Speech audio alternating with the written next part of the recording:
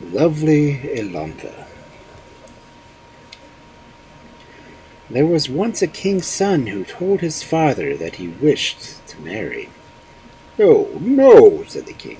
"You must not be in such a hurry. Wait till you've done some great deed. My father did not let me marry till I had won a golden sword you see me wear." The prince was much disappointed, but he never dreamed of disobeying his father, and he began to think with all his might what he could do. It was of no use staying at home, so one day he wandered out into the world to try his luck, and as he walked along he came to a little hut, in which he found an old woman crouching over a fire. "Good evening, mother. I see you've lived long in this world. Do you know anything about the three bulrushes?" Yes, indeed. I have lived long and been much about this world, but have never seen or heard anything of what you ask. Still, if you will wait till tomorrow, I may be able to tell you something. Well, he waited till morning, and quite early the old woman appeared and took out a little pipe and blew in it, and in a moment all the crows in the world were flying about her. Not one was missing. Then she asked if they knew anything about the three bulrushes, but not one of them did. The prince went on his way a little further, and found another hut, which lived an old man.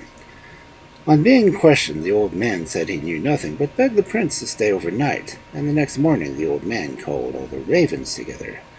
But they too had nothing to tell. The prince bade him farewell and set out, and wandered so far that he crossed 7 kingdoms, and at last, one evening, he came to a little house in which was an old woman. "Good evening, dear mother," he said politely. Good evening to you, my dear son," answered the old woman. "It is lucky for you that you spoke to me, or you would have met a horrible death. But what may I ask where you're doing?" "I'm seeking the 3 bulrushes. Do you know anything about them?" "I don't know anything myself, but wait till tomorrow. Perhaps I can tell you then." So the next morning she blew on her pipe, and lo, and behold, every magpie in the world flew up. That is to say, all the magpies except one who had broken a leg and a wing. The old woman sent after it at once, and when she questioned the magpies, the crippled one was the only one who knew where the 3 bulrushes were. Then the prince started off with the lame magpie. They went on and on till they reached a great stone wall, many, many feet high. "Ah, Prince," said the magpie, "the 3 bulrushes are behind that wall." The prince wasted no time. He set his horse at the wall and leaped over it. Then he looked over to some 3 bulrushes and pulled them up and set them off on his way home. He rode along. One of the bulrushes happened to knock against something, and it split open. Only think! Out sprang a lovely girl, who said, "My heart's love, you are mine and I am yours. Do give me a glass of water." But how could the prince give it to her when there was no water at hand? So the lovely maiden flew away. He put the second bulrush as an experiment. Just the same thing happened. How careful he was with the third bulrush! He waited till he came to a well, and there he split it open, and out sprang a maiden 7 times lovelier than either of the others. And she, too, said, "My heart's love, I am yours and you are mine. Do give me a glass of water." This time the water was ready, and the girl did not fly away, but she and the prince promised to love each other for always. Then they set out for home. They soon reached the prince's country, and as he wished to bring her, his promised bride, home in a fine coach, he went on to town to fetch one. In a field where the well was, the king's swineherds and cowherds were feeding their doves. The prince left Ilonka, for that was her name, in their care. Unluckily, the chief swineherd had an ugly old daughter, and whilst the prince was away, he dressed her up in fine clothes and threw Ilonka into the well. The prince returned before long, bringing with him his father and mother and a great train of courtiers to escort Ilonka. But how they all stared when they saw the swineherd's ugly daughter. However, there was nothing for it but to take her home, and 2 days later the prince married her, and his father gave up the crown to him. But he had no peace. He knew very well that he had been cheated, though he could not think how. Once he desired to have some water brought from him to the well into which Ilonka had been thrown. The coachman went for it, and in the bucket he pulled up a pretty little duck was swimming. He looked wonderingly at it, and all of a sudden it disappeared, and he found a dirty-looking girl standing near him. The girl returned with him and managed to get a place as a housemaid in the palace. Of course, she was very busy all day long, but whenever she had a little spare time, she sat down to spin. Her distaff turned on itself, and the spindle span on itself, and the wax round itself.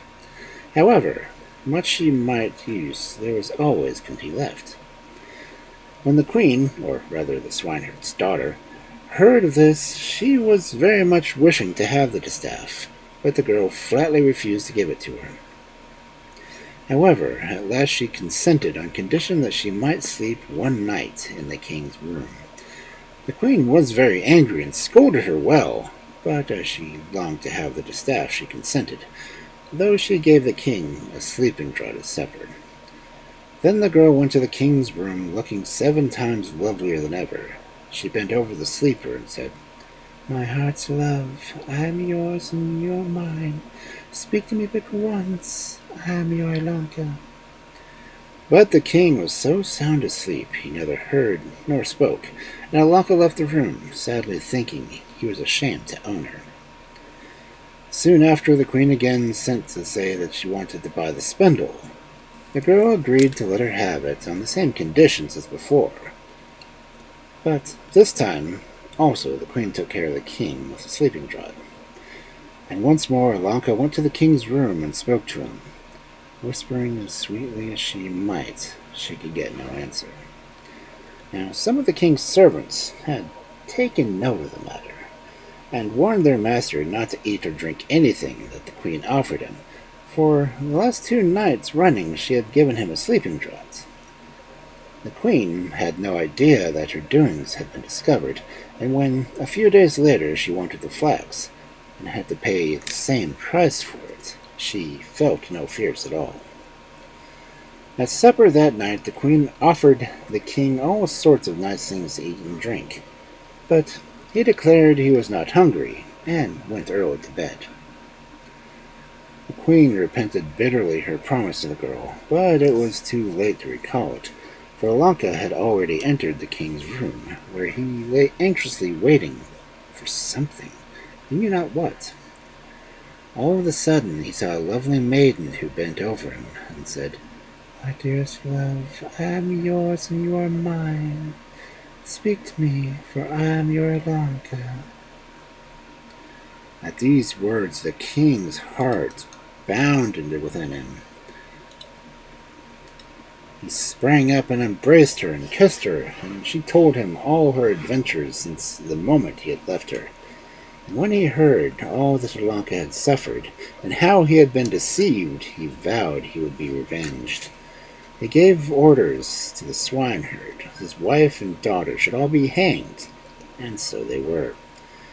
The next day the king was married, with great rejoicings, to the fair Ilonka, and if they're not dead yet, why, they're still living.